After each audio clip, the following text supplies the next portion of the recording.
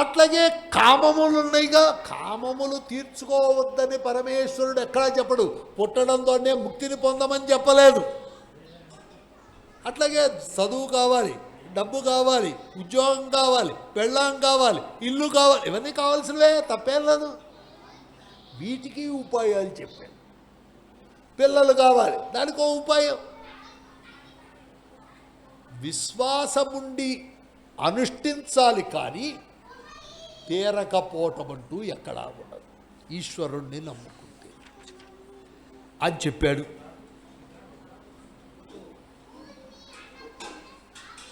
యథాచోటనం దేహే జాయతే కారణం వినా. ఒక్కొక్కళ్ళకి ఉన్నట్టున్నట్టుగా ఉద్వేగం వస్తుంది, ర్యాష్గా మాట్లాడుతూ ఉంటారు.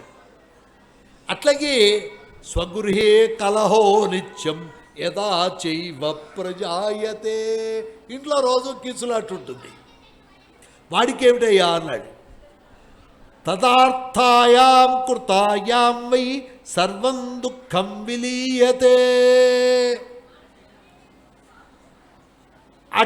వాడేం చేయొచ్చంటే ధారగా ఈశ్వరుడు మీద అభిషేకం చేస్తే వాడికి ఆ దోషాలు పోతాయి.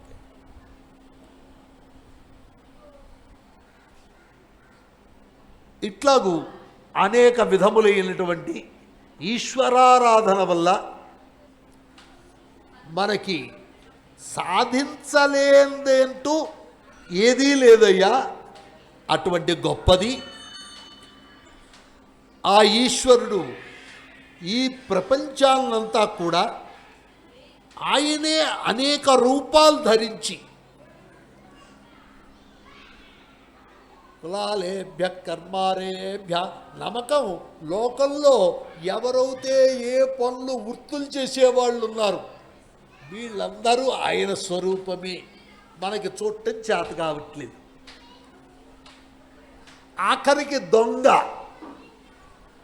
వాడు కూడా ఈశ్వర స్వరూపమే అని చెప్పింది.